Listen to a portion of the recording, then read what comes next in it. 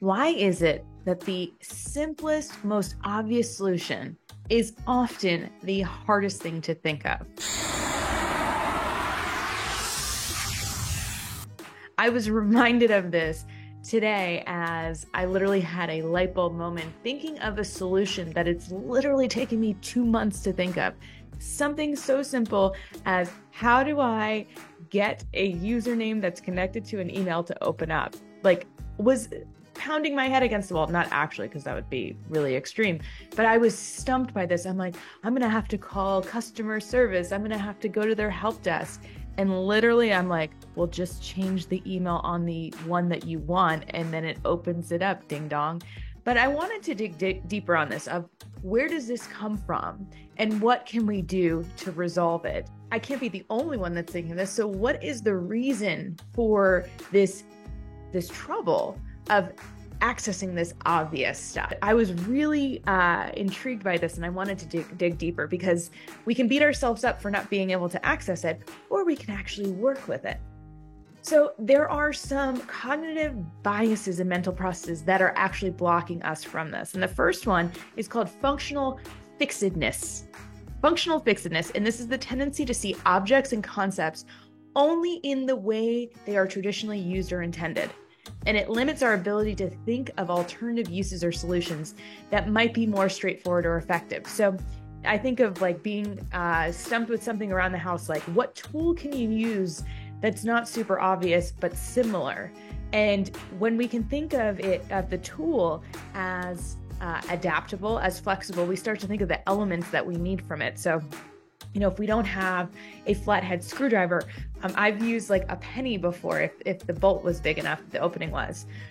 Or if I've had to fix something that was really small, like using those eyeglass screwdrivers. I don't know why I'm thinking of screwdrivers all the time, but I'm constantly, like when I'm trying to bake and I don't have that exact gadget or gizmo, I'm always thinking of something else that can make it work. So I guess the alternative to this, of the functional fixedness, is functional adaptation.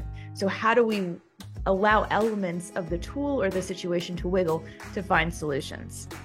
The other part of this is our mental set, and this is our tendency to approach problems in a particular way, often one that's been successful in the past. So we have an established success record. So we kind of get locked into that. But this can prevent us from seeing easier solutions that might be different from methods we've used in the past. So if you find yourself saying, well, I've always done it this way, and you might not even be super aware that you're doing this, this is what plays in the background of our mind, because our brain is looking to shortcut these patterns. But if we don't challenge it, we're going to keep recreating it. And the problems that get presented to us are going to be different more often than not each time, but coming in as a diverse set of problems. And so we've got to be agile in the way that we approach the problems. So if you feel locked into, I'm only successful when these things happen or when I show up this way, this is a great point of awareness to start questioning of how else might I be successful, or what can I learn from this that would allow me to better address this problem or this challenge. Now, this one is completely obvious. We overthink things all the time. So if we see a problem as being super complex, we assume that the solution is just as complex as the problem itself.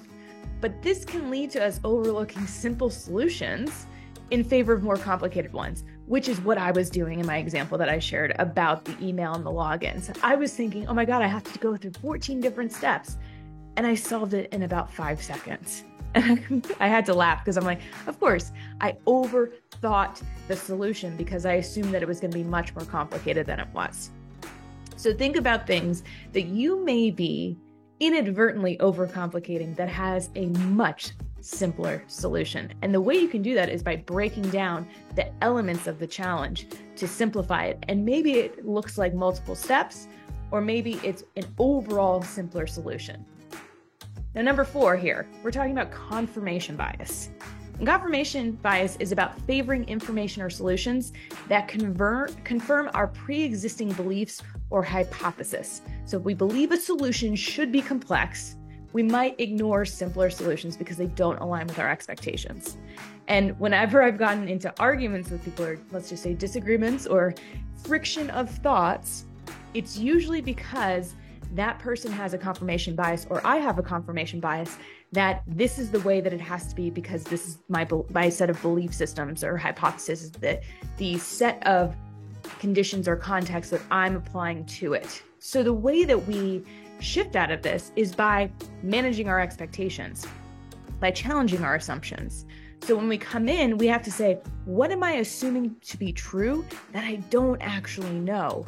Or that I've assumed to be true based on fact that actually isn't 100% verified or validated. So we've got to be staying in that curious state of mind, because we might be leading with our confirmation bias that could be blocking us from a very simple solution. Now, 5 is obvious. This one is all about pressure and stress. When we are under high stress situations, it actually blocks us from thinking creatively. So if we only see things as yes or no, black or white, right or wrong, we are probably losing the things that are directly underneath us that are completely obvious. We're missing all of those signals and signs that are there to help us. And the last one is our expertise in knowledge blindness. So sometimes when we are super knowledgeable, we've gone to school, we have tons of tenure in a certain field, we overcomplicate it. We expect it to be really hard today.